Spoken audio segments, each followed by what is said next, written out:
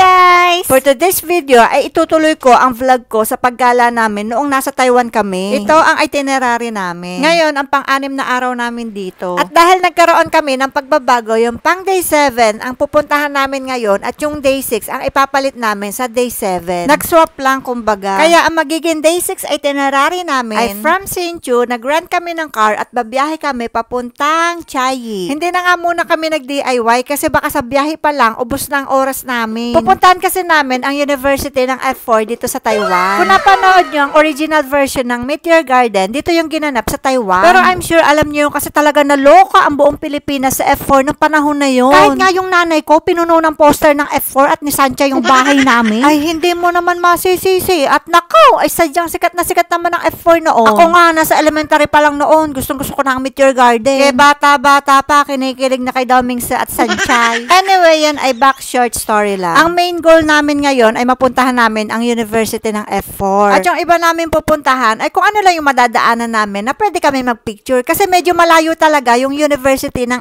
F4. Kaya nagrent na lang kami ng car. At saka isa pa, may mga kasama naman kami kaya menos gastos. Medyo mura na nga itong nakuha naming sasakyan. Plus, meron pang karaoke sa loob. Hindi ko na mahal, sarili ko'y hahanapin ko lang. At ang panahon, ang oras ay para rin sa ating dalawa.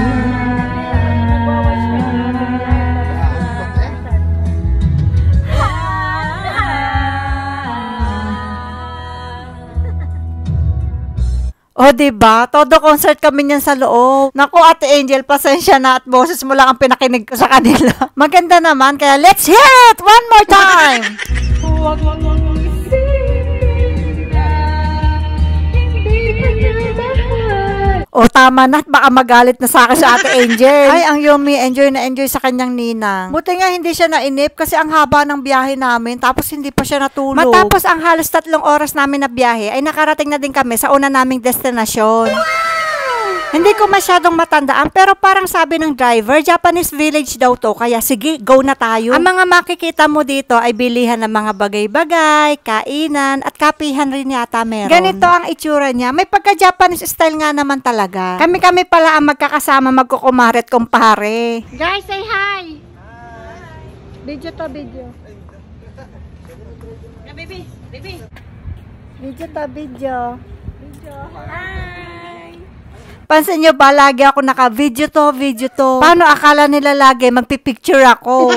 Hindi na, at vlogger na tayo ngayon. Uso na ang video, wala nang picture-picture. Hindi ko nga din alam sa sarili ko, bakit gamukha mo ang nandiniyan? O ito pa, bakit ga hindi na lang ibinakamera? So, kidding aside, hayaan nyo na lang na mukha ko yung nandidiyan, no? Kita pa rin naman kung ano yung gusto ko ipakita. Hindi yung mukha ko ha, ito, yan. Hindi ko alam kung anong meron dyan, basta may mga nakasulat dyan, Chinese, hindi namin maintindihan. Umikot kuno pa nga ako para makita nyo talaga yung itsura nito. Kaya lang, hayaan nyo na lang talaga yung mukha ko ha. Gusto rin sana namin mag-try magsulat dito, kaya lang hindi namin alam kung saan nakuha ng mga sinasabi. Let's go, me! Let's go!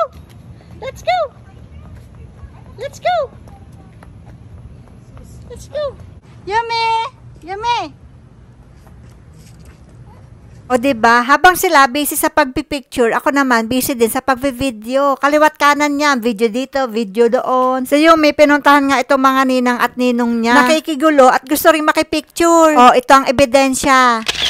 Diba? Pagkatapos namin mag-ikot at mag-picture ay umalis na rin kami kasi parang napapansin namin na dumadagim, parang uulan pa yata. Pagdating namin dito sa silong ay ayun, natuluyan na nga ang pag-ulan. Buti na lang at nakabili kami nitong palobo. O edi habang nag-aantay kami ng sasakyan, hindi naiinip si Yumi. Nag-enjoy pa nga siya. Hinahabol kasi niya yung mga lobo. Parang ngayon lang ata siya nakakita niyan sa personal. Pero alam naman niya ang tawag dyan, bubbles. Panay nga ang yehe niya dyan at saka woo! Ganon. Yan o, woo! Nakukuyutan nga ako dyan kay Yumi kasi talagang tuwang-tuwa siya sa mga bubbles. Tapos, ang gusto pa niya, pati kami, magyayehey din.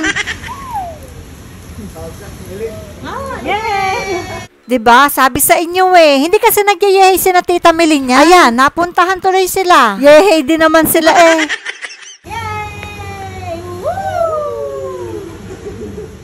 Maiba nga tayo. Nakakatuwa lang kasi parang ito ata ang first bonding ni Yumi at ng kanyang papa dito sa Taiwan. Kasi mula nang dumating kami dito, hindi talaga nasama si Yumi sa tatay niya. Anyway, nandito na kami sa National Chongqing University. Ang sikat na school ng F4. Nakilala din bilang Yingde University. Naalala nyo ba itong spot na to? Ito yan, no? Siyempre, kaya nagpicture na kami.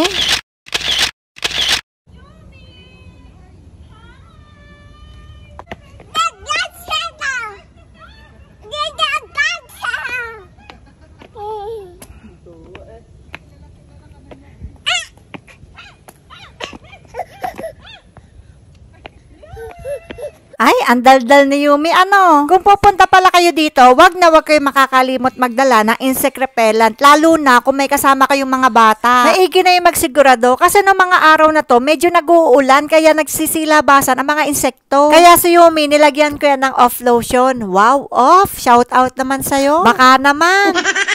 Naging busy na nga ang lahat sa pagpipicture. Syempre ba naman, nandito na kami. Picture. Eh ako naman, makapicture lang ng kaunti. Okay na yon kasi nagbi-video ako at saka kailangan ko talagang bantayan si Yumi dahil walang ibang magbabantay sa kanya. Change location. Oh, ito, natatandaan nyo ba to? Ito yan, no? Diyan unang nakita ni Xingha ang F4 nung bumababa sila ng hagdan. Change location ulit tayo. Papunta kami nito sa locker ni na Sanchay. Pinaldan ko muna ng damit si Yumi kasi pawis na siya sa damit niya kanina. Ay, nakalimutan ko palang banggit no, na ang outfit ni Yumi ay school uniform. Oops, hindi ko yung binili ha. Bigay yun ng pinsan ko kay Yumi. Sakto, napupunta kami dito, kaya napasuot sa kanya. Maalinsangan kasi ngayon, kahit nag-uulan, mainit talaga. Si Yumi, pawis na siya, kaya pinalta ko na siya ng damit. At nandito na kami sa locker ni na Sanchay. Siyempre, una namin pinuntahan ang locker ni Sanchay, 150.